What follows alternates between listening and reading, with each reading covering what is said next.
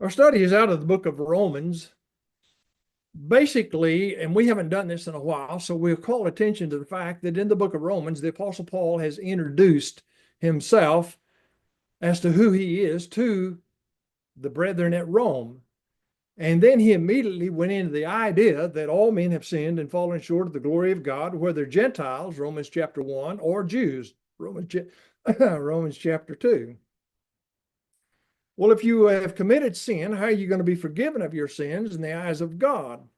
He points out that all men will be justified by faith, by a faith-based system. When we use the phraseology faith-based, we're not using it as the denominational misuses it. Faith-based is defined by the scriptures as an obedient faith. If it's not an obedient faith, it's not a faith-based. So it's a obedient faith, and based upon our obedience to God, not simply a works-based system does not justify. And that's what the Apostle Paul would say in Romans 3, the last part of it in Romans chapter 4, especially to the Jews who thought that you could be justified by the works of the law of Moses, by the works of the law of Moses. In chapter 5, 6, 7, and 8, the Apostle Paul turns to the benefits of being justified by God.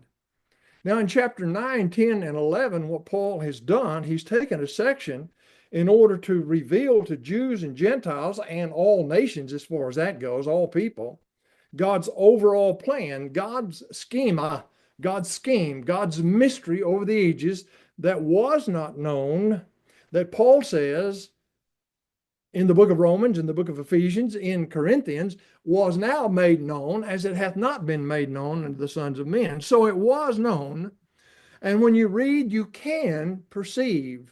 So it's possible to understand, but all men do not understand at the same speed. Ask the apostles. They failed and faltered a number of times while Christ was on the earth. So it does not make it easy simply by knowing that I would not have you ignorant, brethren, Romans chapter 1, verse 25.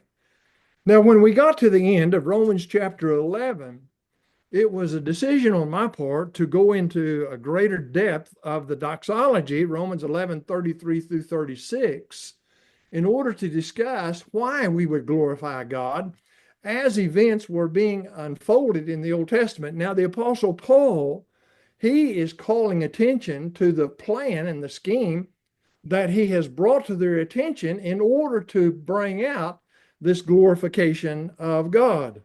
So in Romans 11:33, oh, the depths of the wisdom, the knowledge, oh, the depths of the riches, the wisdom, the knowledge of God, how unsearchable are his judgments and his ways past tracing out.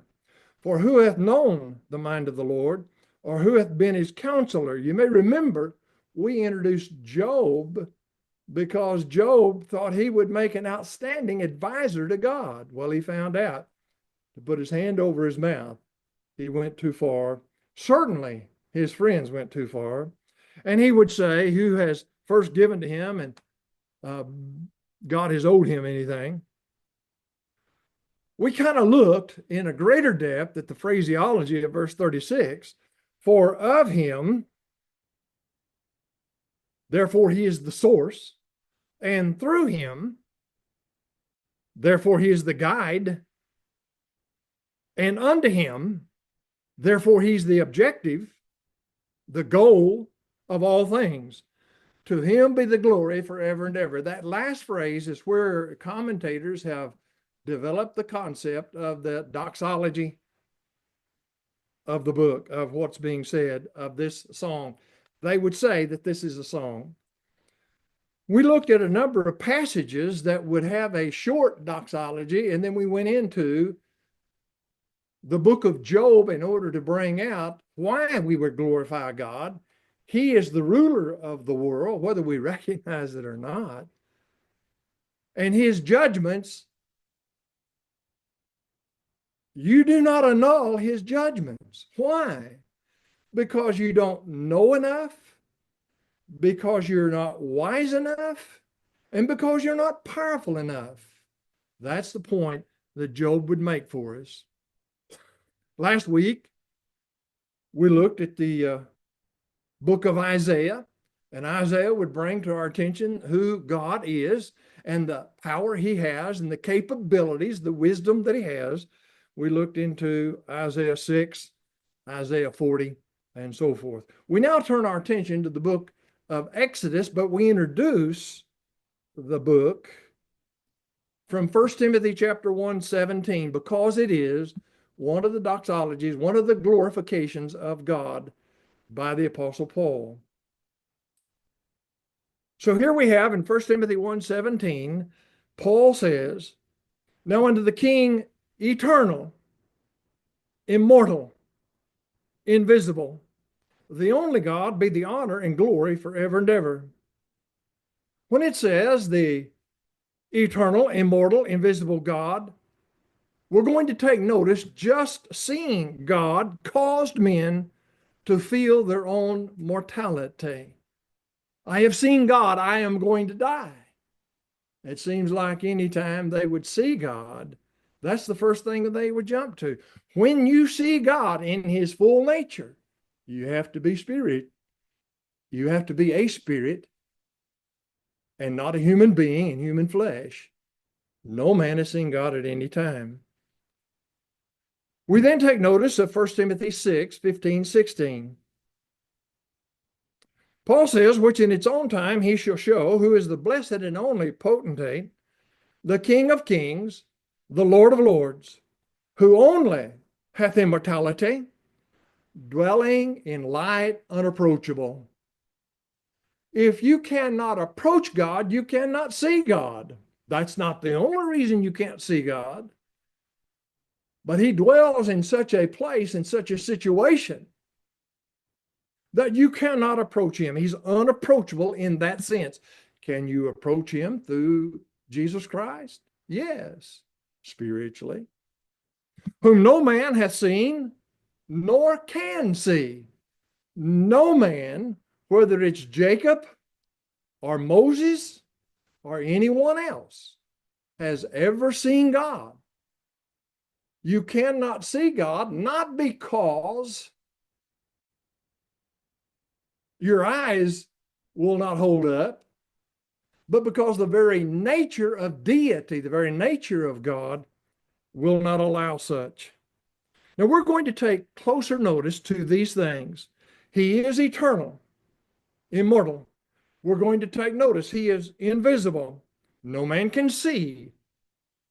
Not only because he's invisible as a spirit, but because of his nature. When you do, you will die. I'm reading out of John, the book of John, chapter 1. In the beginning was the Word. The Word was with God. The Word was God. John 1:14, the Word became flesh and dwelt among men. John 1:18, no man hath seen God at any time. So these are the things that make God God. And there is no such person on the earth today. Jesus was deity, is deity, has always been deity. And he took upon himself the form of a man so that he could come to this earth. It took supernatural power to bring that about and to carry it out. We first of all are going to turn our attention to Exodus chapter 3. Hopefully.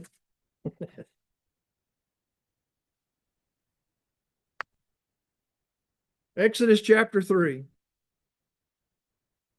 In Exodus chapter 3 through chapter 15, we have a close look at the power of God. You may remember that the Apostle Paul said it twice concerning God's power. Well, Pharaoh found the power of God in the 10 plagues. Now, what we could do is take a week or two or 6, and if David were teaching it, it would be 12 weeks, and we could study the book of Exodus, and we could find out who God is and the plagues. What we're going to do is we're going to look at Psalm 78. And Psalm 78 will give us a summary of Exodus chapter 3. So we're studying Exodus chapter 3. But we're having David help us to study it so that we don't spend a month doing so. So we have in Psalm 78, verse 43, how he set his signs in Egypt and his wonders in the field of Zone, and turned their rivers into blood and their streams so that they could not drink. I think it's important for us as we start reading this to understand what was going on with the plagues. The plagues were a manifestation of God's power of being God over the gods of Egypt. Every one of the 10 plagues would address one of the gods in Egypt. They believed in the gods. So whenever you turn water into blood, you have now addressed Hapi, the god of the Nile. Well, he turned the god of the Nile into blood. Very quickly, I call your attention to Exodus 9:14, that thou mayest know, said Moses to Pharaoh, that there is none like me in all the earth, said God to Pharaoh through Moses.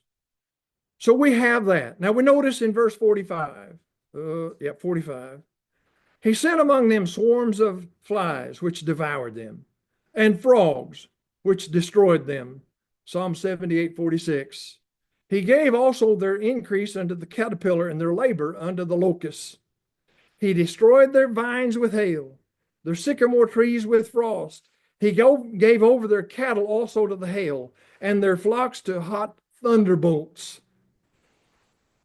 Turn with me to Exodus 9, if you would. It is important for us to understand that God, along the way, would help people to believe and trust in him. And so before he sent the hail, which would strike dead the animals, he would command the Egyptians and command the Israelites to take their cattle and their animals inside. And they were to go inside. And so in Exodus 9:20, he that feared the word of Jehovah among the servants of Pharaoh made his servants and the cattle flee into the houses. And he that regardeth not the word of Jehovah left his servants and his cattle in the field, and they died. They were struck with the hail and the thunderbolts. We're back to Psalm 78. We're taking notice of verse 49. We're looking at the God of heaven in comparison to those that were not gods in Egypt. Verse 49. He cast upon them the fierceness of his anger, wrath, indignation, and trouble, a band of angels of evil. He made a path for his anger. He spared not their soul from death. He gave their life over to pestilence. This would be the goddess Isis, who would be the goddess of medicine. And so the pestilence and the boils and the disease that would come upon them would be a blow against their goddess Isis. And we take notice of 51 now. And smote all the firstborn in Egypt. Watch this next sentence. The chief of their strength in the tents of Ham. Pharaoh was one of the gods. He was a human god, but he was a god. And so whenever God struck Pharaoh and the firstborn, which would be Pharaoh's firstborn, he was showing that Pharaoh couldn't do a thing about it. He could have believed, he could have trusted, he could have done what God said do, and he could have saved his son. But arrogantly, he hardened his heart, and he fought against God, and God would send the so-called Passover angel. Let me call your attention to this fact. In around 1600 BC, 3,500 years ago plus, God instituted the Passover because of what he did with the firstborn. The Jews have been keeping the Passover for 3,500 years. God's power is manifested in what occurred in Egypt. It struck those people. It struck the hearts of those people. And it struck fear in the hearts of those people that were round about the Egyptians. Before we go any further, I want you to take notice, if you would, to verse 52, Psalm 78, 52.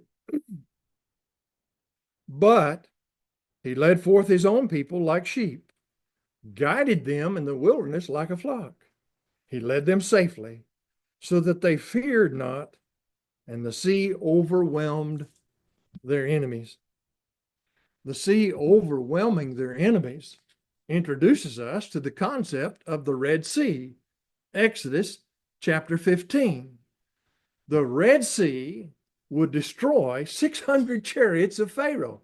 That was the army of the day, and Pharaoh was destroyed with his army. God was able to manifest his power. He is indeed the one that is to be glorified, and not Pharaoh, and not the gods of Egypt. Take notice with me, Exodus chapter 15. I'm going to be able to hit the highlights. Then sang Moses and the children of Israel this song unto the Lord. By the way, this song was developed, brought forth by Miriam. I will sing unto the Lord, for he hath triumphed gloriously. The horse and the rider hath he thrown in the sea. Please take notice of verse 9. I'd like to read a lot more, but time prevents it. Verse 9. The enemy said, I will pursue, I will overtake, I will destroy the spoil. My lust shall be satisfied upon them. I will draw my sword, my hand shall destroy them. Folks, that's cruel intentions on the part of Egypt. But God said, thou didst blow with thy wind, and the sea covered them. They sank as the lead in the mighty waters. Who is like unto thee, O Lord, among the gods? Who is like thee in glorious in holiness, fearful, his praises doing wonders? We could go on and we see some other things that God was able to do with the children of Israel. But the situation in Egypt and bringing them out of captivity and giving them the land, the promised land, stands out in all of history, when men would look at all of history, as one of the greatest events that has ever occurred on behalf of mankind who trusted in God as being God, and there being none other. Who is like unto thee, O Jehovah? None of the gods. That's exactly what Paul said. There is no other God.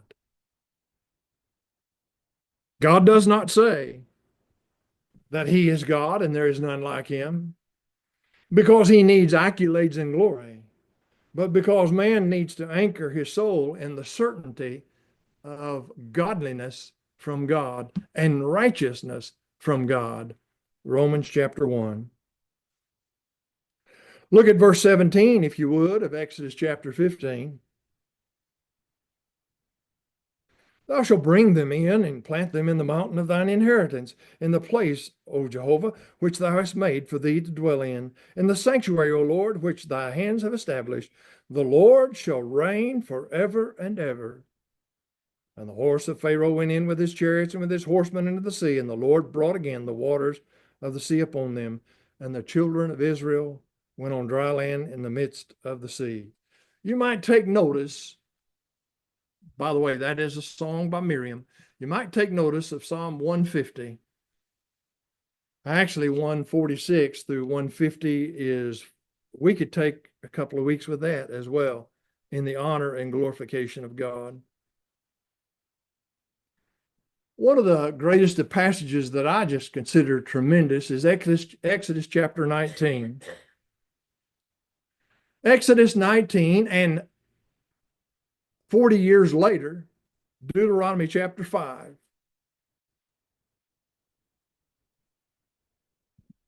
Exodus 19:16, it shall come to pass on the third day in the morning that there were thunders and lightnings and thick cloud upon the mount. What mount? This is Mount Sinai. God told Moses, you sanctify, you set apart the mountain. I will meet you at the mountain, but don't let the people come close. And so that morning, as it says, there was thunder, and there was lightning, and there was a great wind, and there was a cloud, and the voice of the trumpet exceeding loud, so that all the people that were in the camp trembled. That's what you do when you're in the very presence of God and you know it. This wasn't simply a thunderstorm. This was the greatest of thunderstorms those folks had ever met. Verse 17, Moses brought forth the people out of the camp to meet with God, and the Lord descended upon it in fire, and the smoke thereof ascended as the smoke of a furnace, and the whole mountain quaked exceedingly. And when the voice of the trumpet sounded long and waxed louder and louder, the Lord came down upon Mount Sinai on the top of the mountain, and the Lord called Moses up to the top of the mountain. Turn with me to Deuteronomy 5, and we hear even more concerning this great event. Deuteronomy 5:22, these words the Lord spake unto all your assembly in the mount out of the midst of the fire, the cloud, and thickness, with a great voice. The trump grew louder and louder. The voice of God became quite a sound in their ears and in their hearts. It came to pass when you heard the voice out of the midst of the darkness, that ye came near unto me, all the heads of your tribes and your elders, and you said, behold, the Lord your God has showed us his glory and his greatness, and we have heard his voice out of the midst of the fire. Don't let him talk anymore. We hurt, we fear. For who is there of all flesh that hath heard the voice of the living God speaking out of the midst of the fire, as we have, and lived? Anytime men felt like they were seeing God, they felt mortal, and they saw his immortality.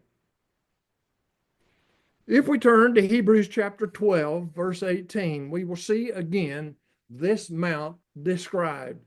I'm saying to you, just like the Red Sea, this mount was a magnificent, awe-inspiring, fearsome event in the lives of men because God was there. Verse 18, for there came not unto the mount that might be touched, that burned with fire and blackness and darkness and tempest, wind.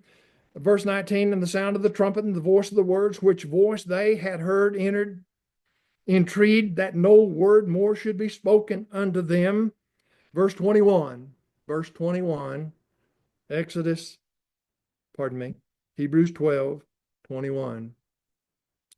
And so fearful was the appearance that Moses said, I exceedingly quake and fear. Moses truly felt his own immortality, his own mortality. Last of all, we turn our attention to Exodus chapter 33.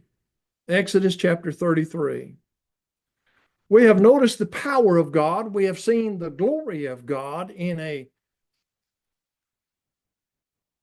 what God has done is this. In Exodus chapter 20, Deuteronomy chapter 5, God has said, I cannot do this for every human being that's ever lived, but I'm going to do it here. These people are going to feel this as no one has ever felt the presence of God. That's what happens by natural exposure to God. It's natural to feel what these folks feel. We read it and we think, wow, but we don't feel like they felt. It was quite an experience for those folks. No wonder Moses exceedingly feared, exceedingly quaked. We took notice in 1 Timothy and again, other passages, John, that no man hath seen God at any time. We have this writing from an individual. Question and answers. How can I respond when my friends say that no man can see God? How would you answer the man? A man comes up to you and he says, how should I respond to my friends when my friends say, no man has seen God at any time? How should you respond? I would say, right, no man has seen God. But this particular writer wants to give you a different answer. It reads and says, your friends have probably read the few verses in the Bible that say that man can't see God. Fortunately, we have the Joseph Smith translation of the Bible, which clarifies the 4 scriptures that say that man can't see God. The prophets, the Joseph Smith translation, the prophets inspired revisions of those verses explain that sinful people can't see God. Only those who believe, and even then, a righteous person must be changed, transfigured to see God. In the Pearl of Great Price, the account of Moses seeing God, Moses explains that it was his spiritual, not his natural eyes that saw God. How many errors did you count in that paragraph of that article? Sometimes I wonder about folks who say things like, the prophets inspired revisions of those verses explain that sinful man can't see God. We can see God if we are righteous, if we are believers. Folks, Exodus chapter 33, you don't get a more righteous man in that day and time than Moses. And God said, you can't see me and live. Now, the explanation from Exodus chapter 33 is a much better, it's God inspired explanation of what's going on. And it's this: we as human beings cannot, as human beings, see God in his nature as God, not hiding anything, not operating supernaturally. We will die if that ever occurs. When we are spirit and in heaven, that's a whole nother story, as they say. But while on this earth, Moses tells us this, Exodus 33:18.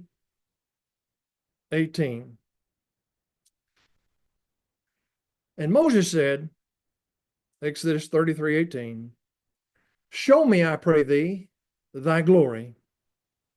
And Jehovah said, I will make all my goodness pass before thee, and will proclaim the name of Jehovah before thee. I will be gracious to thee, to whom I will be gracious. I will show mercy on whom I will show mercy. And he said, thou canst not see my face. To see the face of someone scripturally is to see his very presence, is to see his very presence. Thou canst not see my face, for man shall not see me and live. 21. And Jehovah said, behold, there's a place by me. Thou shalt stand upon the rock. It shall come to pass while my glory passeth by, that I will put thee in the cleft of the rock, and will cover thee with my hand until I've passed by. And I will take away my hand, and thou shalt see my back, but my face shalt thou not see. Some falsely, erroneously interpret that to say, if I stand in front of God, he's going to run over me and I'm going to die because I can't see God's face. But if I'll step out of the way in the cleft of the rock and walk, let him walk by, and then if I'll step out and see his backside, his back shoulders, I'll live. That's a total failure to understand the figures of speech that's going on. If you are in the very presence of God as a human being, and he's not hiding his deity, his very nature, you will die. But if God, like he did with Moses, which he will never do this again and has never done it since, he will pass by as you are protected, as Moses is protected by the supernatural hand of God. God does not have a hand, the supernatural hand of God, so that when he passes, Moses sees the trail.